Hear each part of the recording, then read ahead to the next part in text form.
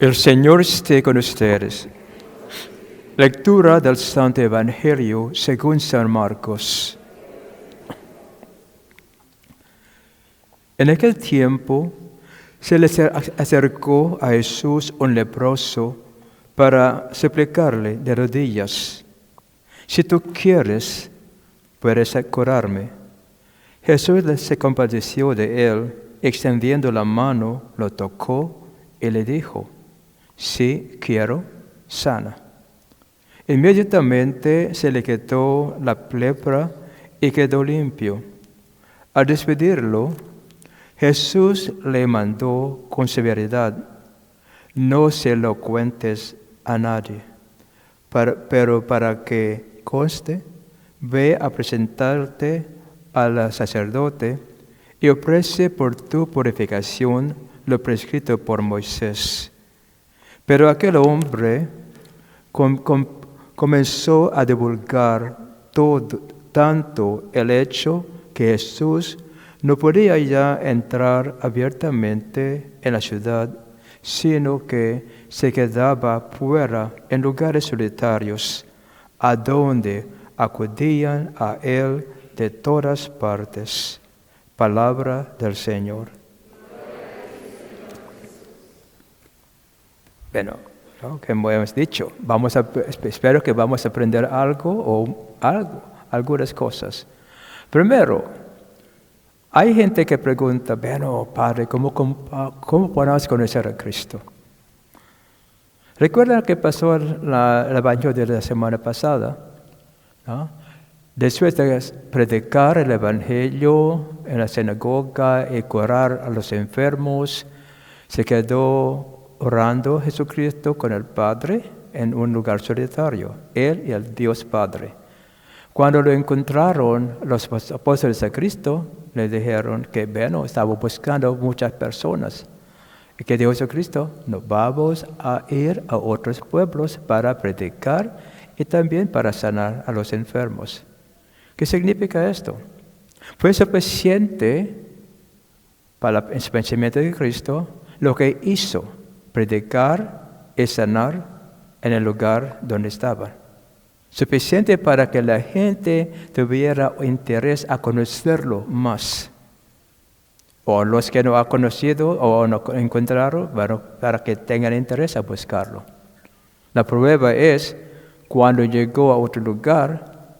¿Qué pasó? Un leproso le pidió que lo sanara. Ahora, en contra de la primera lectura, la ley de Moisés, porque los leprosos no tenían derecho a hablar así, no pedir, no comunicar con los no tenían este problema. Atrevió a hacer esto en contra de la ley. Se presentó a Cristo. ¿Qué hizo Jesucristo? Él no podía tocar ni hablar, porque sería también impuro.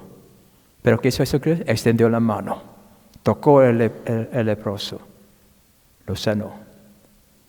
Ahora, ¿qué van a hacer ustedes? ¿Van a condenar a Jesucristo? ¿Por qué no cumplió con la ley de Moisés? Mire. Entonces, después dijo Jesucristo: «Con prudencia, no diga a nadie lo que pasó», porque la gente no estaba lista para conocerlo a él como el Mesías, pero divulgó todo. Entonces quedó en el lugar solitario de Cristo, a donde mucha gente le buscaba. Ahora, ¿qué significa esto? Algunos de nosotros estamos muy metidos en la palabra de Dios. Palabra de Dios. Palabra de Dios, Antiguo Testamento. ¿Sí? Jesucristo no cumplió con esto. Claramente, tocó el leproso, lo sanó el leproso. Pero, con prudencia, porque la gente no estaba lista a conocerlo, no dijera a nadie. Pero se divulgó. Ahora, ¿qué podemos entender en esto? La palabra de Dios sí es palabra de Dios, no podemos cambiar.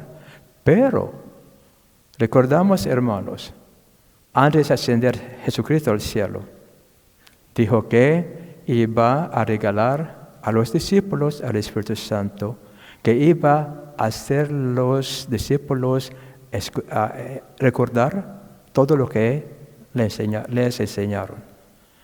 Iba a enseñar más cosas nuevas, más maravillosas después.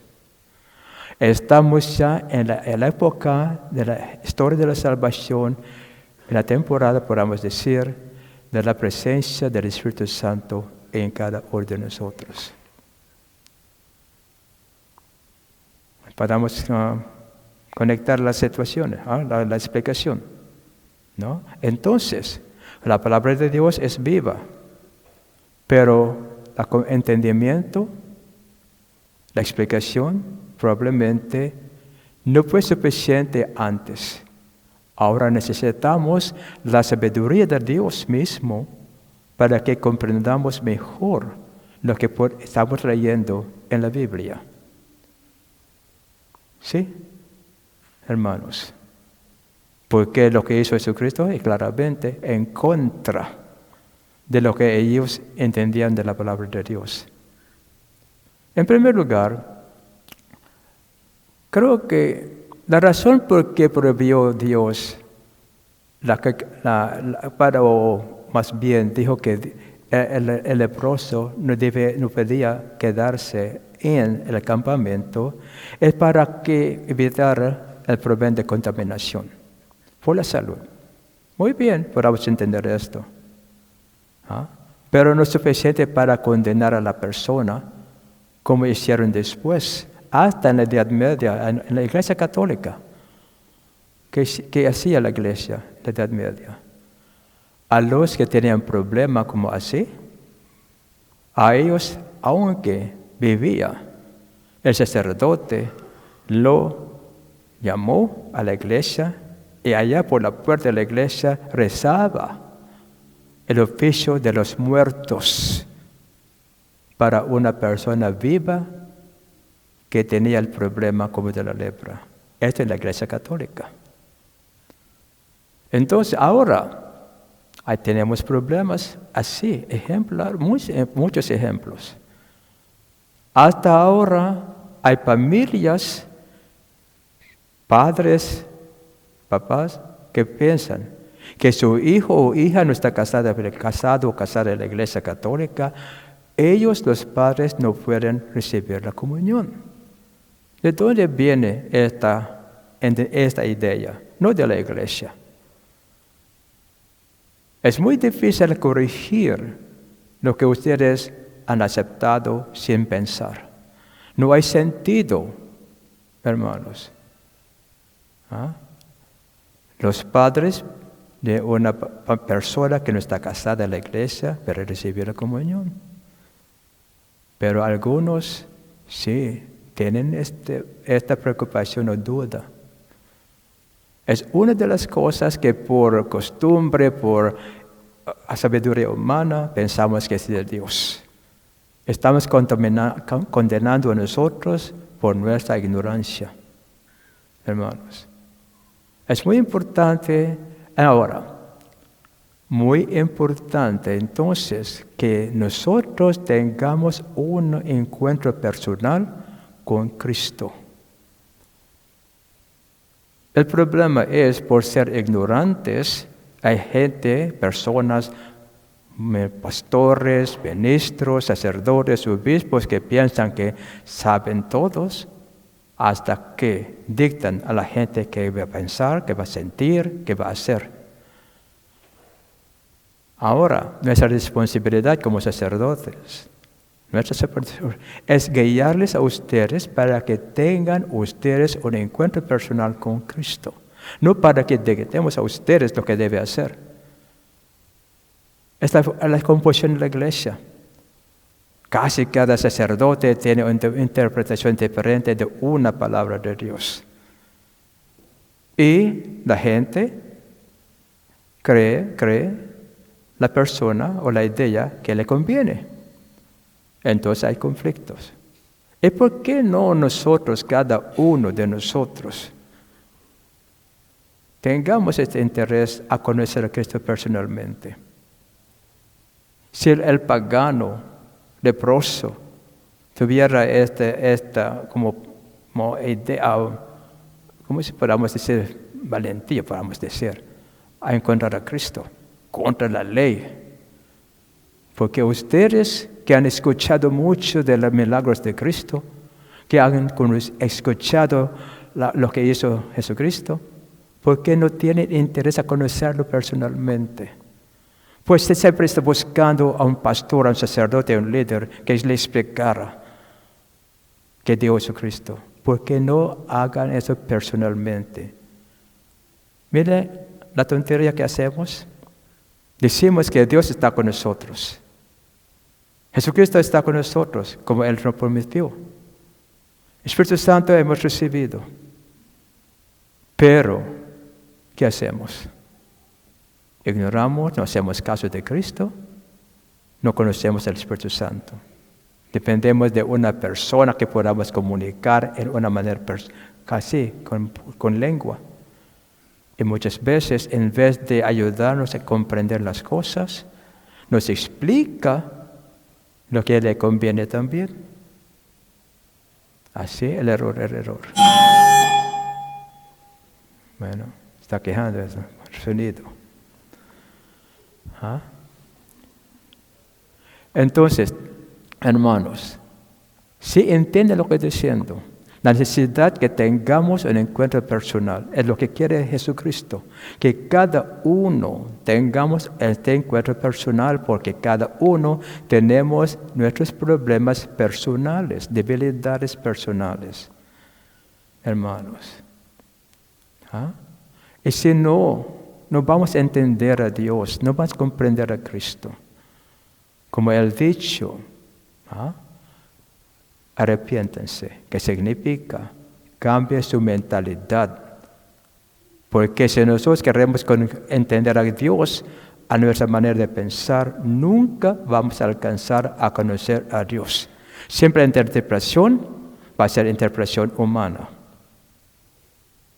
Un punto también importante. Creemos que Jesucristo está en el tabernáculo. Es un sacramento. A veces pensamos, no queremos dejar a Jesucristo solito, allá, abandonado.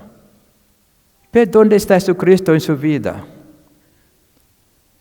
¿Está con usted o no? ¿Cuál es la realidad? El sacramento sí está.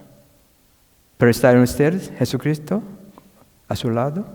¿El Espíritu Santo en su corazón o no? Dependemos en lo que podamos tocar, te vas a escuchar. Pero Dios es Espíritu. Jesucristo buscó lugares solitarios para comunicar con el Padre. No como está verbalmente así, corazón a corazón, mente a mente, espiritualmente. Estamos batallando, luchando a entender qué significa esta cosa espiritual, que no podemos ver. Llegó a mi mente esto cuando regresé para poner a mi hermano. Estábamos en el avión 14 horas. ¿Cómo podamos volar así, 14 horas en el avión, sobre el Pacífico, sobre las montañas, 14 horas? Cuando los hombres humanos, no nosotros, soñamos a volar, ¿qué hicieron ellos? Inventaron las alas de papel, de cartón, de madera, de fierro. Así. No, porque nunca voló. Nadie voló. Hasta que descubrieron ellos las cosas que no podemos ver. ¿Qué hace volar los aviones grandes? Los aviones grandes. El aire. La fuerza de la máquina. El aire sostiene el avión para que vuele. No podemos ver, pero sí sucede. Entonces, ¿creen ustedes quieren hablar con Jesucristo? Y si que hablemos con una palabra, con un micrófono, no vamos a escuchar a nadie, a Jesucristo. Debemos que buscar la manera, es lo que estoy diciendo, una manera espiritual, para que podamos comunicar a Dios y Él para hablar con nosotros a través de la facultad de la mente. Entonces, si hay pregunta, si hay duda, espiritualmente hablemos a Cristo. Y Él nos va a hacer entender, enseñar a nosotros qué debemos hacer. No podamos verlo, pero sí que descubramos realmente la vida católica, la vida cristiana, es una aventura. Conocer lo que no hemos conocido como seres humanos. Vivir la vida cristiana es vivir una dimensión diferente que lo conocemos aquí en este mundo, que se va a acabar. Vivir una vida cristiana es subir más para allá, reconocer lo que no podamos ver, que es una realidad. Experimentar la presencia de Dios en una manera espiritual, no manera física que tenemos con nosotros como seres aquí en el mundo. Hermanos, si no sé las personas que descubrían este secreto, no secreto en la realidad, del aire y de la velocidad, no hubiéramos alcanzado a viajar con el avión. No. Igualmente, ustedes quieren hablar a Dios con su boca, con su lengua mentirosa, nunca va a conocer a Dios. Pero estamos dispuestos a volar sin ver, experimentar, sin tocar a presencia de Dios. Él nos va a capacitar. Recuerden, hermanos, cuando estaba enseñando la Biblia en una parroquia. Y muy curioso, una señora que no sabía leer ni escribir, pero muy, muy religiosa en el sentido que está orando, comunicando con el Señor. Cada vez que yo hablaba, decía una cosa, una explicación, ella misma, al mismo tiempo conmigo, decimos igual al mismo tiempo la respuesta. Hasta una noche le pregunté a los estudiantes, a los alumnos, porque conocían a ella, que no sabía qué leer, que no sabía escribir. Tiene esa sabiduría de entender lo que yo estoy explicando, que estudié 10 años en el seminario, y ella nada de esto. Estábamos diciendo la misma palabra. ¿De dónde viene esto, hermanos? ¿Cómo podemos explicar? Pregunté a la clase, ¿de dónde sacó esa señora esa sabiduría? Mientras que ella no estudió. A través de la oración, a través de la comunicación con Dios. Dijo Santo Tomás, el más grande teólogo de la Iglesia Católica, él aprendió todo lo que él sabía enfrente del crucifijo de Cristo, orando, comunicando con Él.